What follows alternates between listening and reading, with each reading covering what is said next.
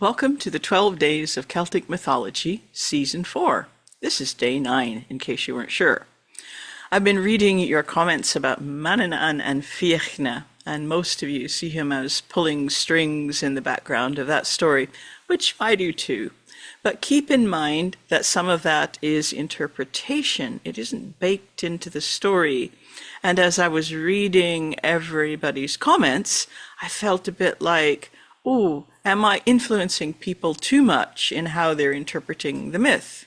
So it's good to keep an open mind about things and not to forget that the first interpretation you hear about a story, or the last thing somebody said to you about it, is only a small part. And that brings me to the Black Hag, or the Cailleach Du. I'm sorry, I say du because that's Scottish Gaelic. I know Irish it's dove. So bear in mind that Cailleach, the word Cailleach, is a word commonly applied to old women, especially in Scottish Gaelic. It's not a flattering term. So old hag or old crone are good translations for it. The Cailleach dove in our story may well have a supernatural aspect based on her ownership of that cow. The dove, or black part, kind of conjures up the kind of old woman who used to be pretty common in real life as well as folklore. You still see them in Greece and the Balkans. The black indicates widowhood. They wear black clothing. Many old widows wore this or still wear it in some cultures to signify their status as a widow, which was often one of poverty. So whoever the Cailleach dove is in that story, she is certainly playing the role of the poor old woman with only one cow, whose life will be devastated if she loses it. So Fiachna's care for her says something about the quality of his kingship. There's an increasing tendency these days to assume that every old woman is the Cailleach.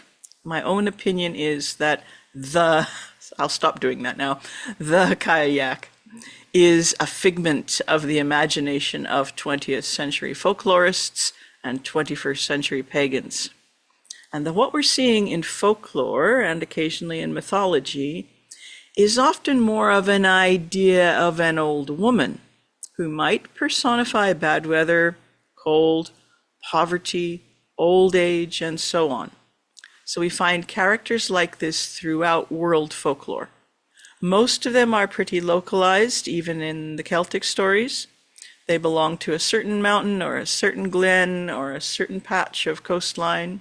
And the fact that folklorists noticed a similarity caused them to start grouping them all together because of this word Cailleach, which is kind of memorable and exotic to English speakers and adds to the overall effect. So that's just another opinion in a way.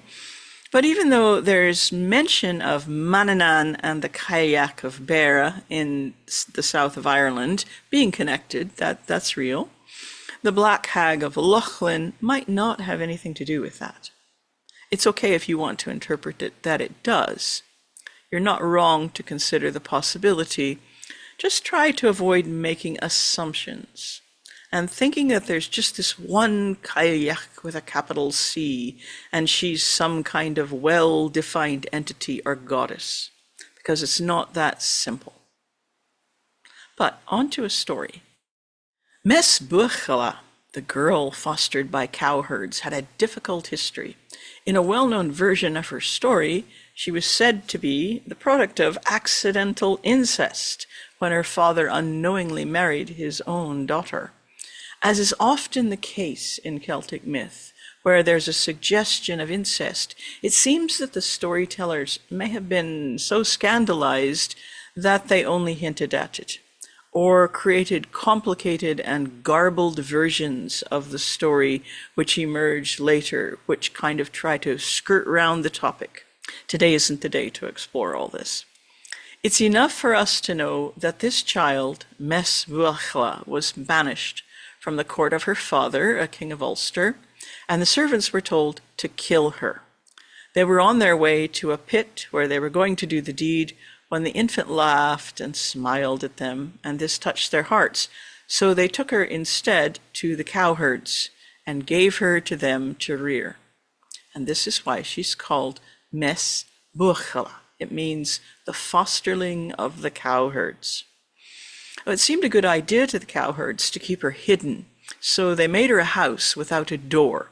It had a window through which they brought her food and a skylight. So that's how she grew up. She turned into a very beautiful young woman, and the cowherds did their best to teach her how to behave as a noble woman should.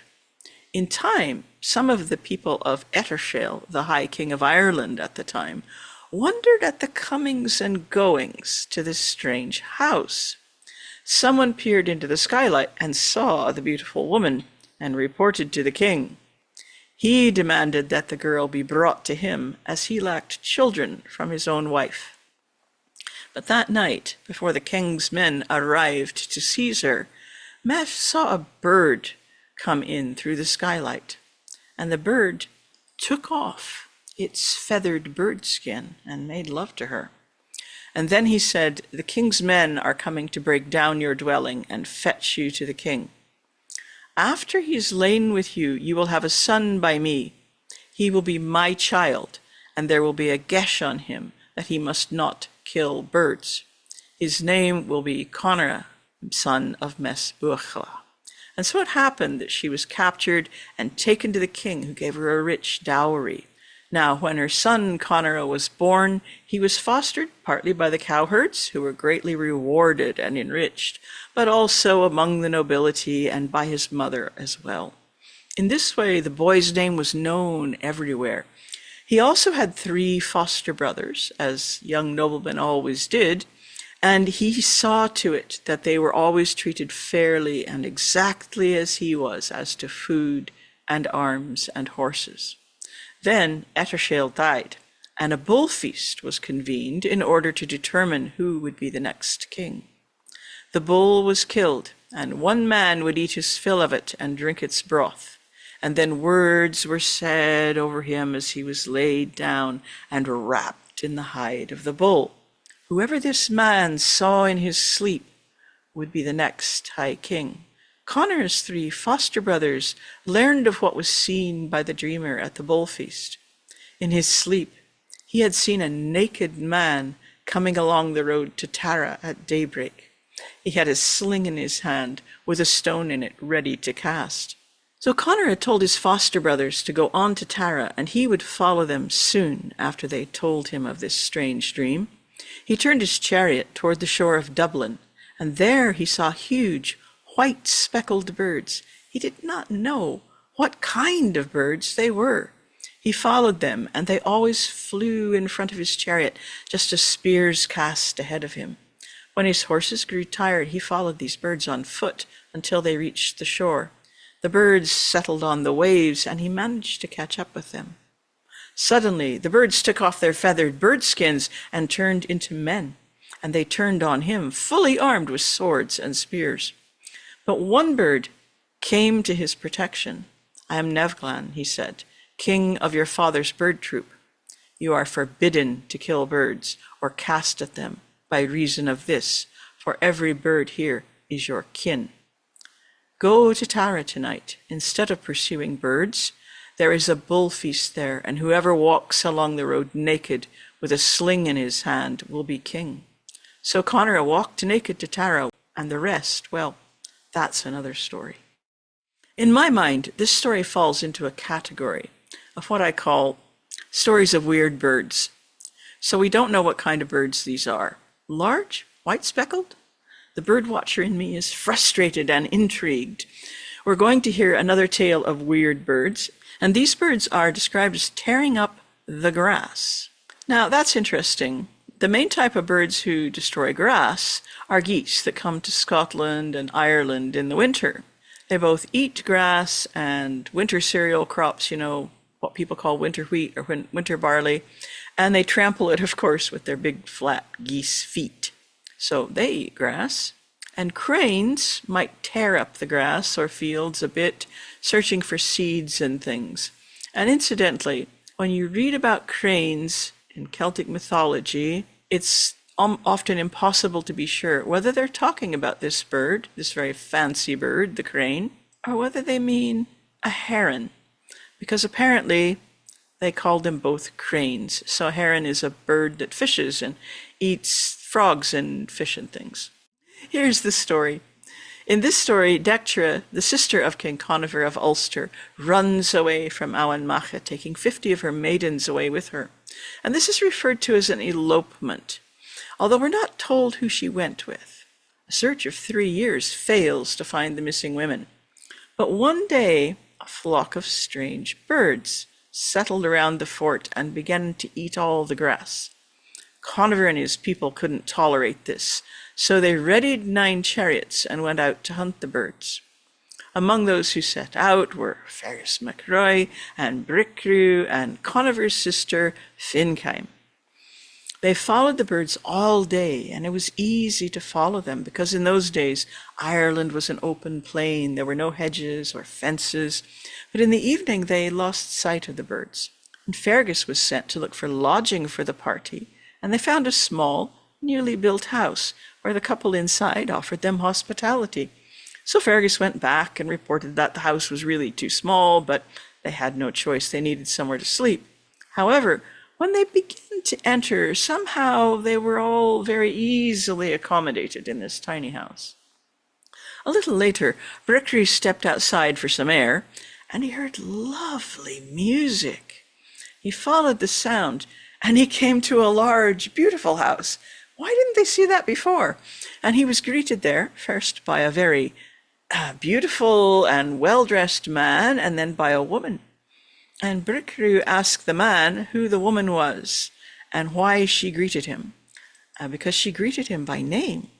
And the man began to question Bricrew. "Is there anyone missing from your people?" he asked. Bricrew told him about how Dectra and her maidens had gone missing. "Would you still recognize them after all this time?" asked the stranger.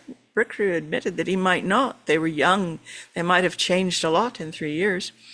And so the man explained that the woman who had greeted him, who was heavily pregnant, was Dectra, and that the birds they had followed were Dectra and her maidens, sent to lure them hither.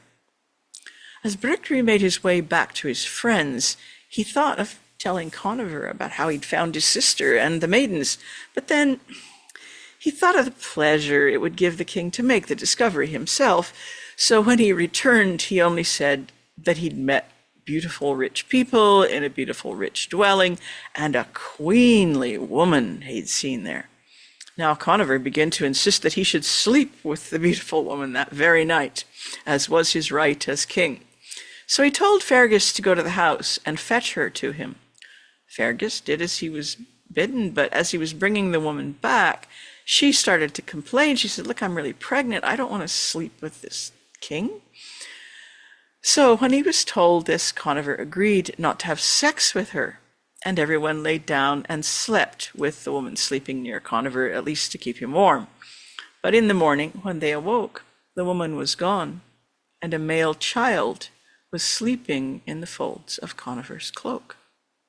Conover gave the child to his sister Fincáim to nurse, to foster, but when she saw him, she was struck by how very like her own son Connell he was. "That's only natural he should be," said Bricrew, "for he is the son of your sister Dectra." And with that he explained what the man had told him. Now the man who Bricrew met that night was none other than the god Lugh himself. So Fincáim raised the boy and called him Shetanta, and he grew up as if he and Connell were brothers. And when the time came for him to be fostered, he was in the house of Chulainn the smith. And one day he accidentally killed Chulainn's dog, and he said to the smith, "I will be your dog." And that is how he came to be known as Cú Chulainn, the Hound of Chulainn. But there's another version of this story. I think it's a more interesting version in many ways. And it goes like this. Once, when Conover was at Awan Macha, a strange flock of birds came and began destroying all the grass on the plain. And the people of the fort were angry about this, and since it was their custom to hunt birds, They yoked 9 chariots, and they went out to hunt them. Conover's chariot was driven by his daughter, a woman called Decina, for she was his charioteer. And among the company were Conall Cernach and Loira Buadach and Bricrew. Well, the birds led them out over the level plains, and if they were beautiful in flight, the singing of these birds was still more beautiful to hear. 9 score of these birds they were. A score is 20, in case you don't know that. 9 score of these birds, joined in pairs, with each pair linked by a silver chain, and each score flying in its own way like a skein of geese. And each pair of birds was so beautiful and flying just beautifully, singing beautifully. And a pair of blue birds flew at the front of all these, and these two were joined by a yoke of silver. Toward evening, these birds were seen to separate from the others, the 2, and they flew off toward the Brúna Báine. Twilight began to fall, and it began to snow heavily. Conover ordered his people to unyoke their chariots and seek shelter.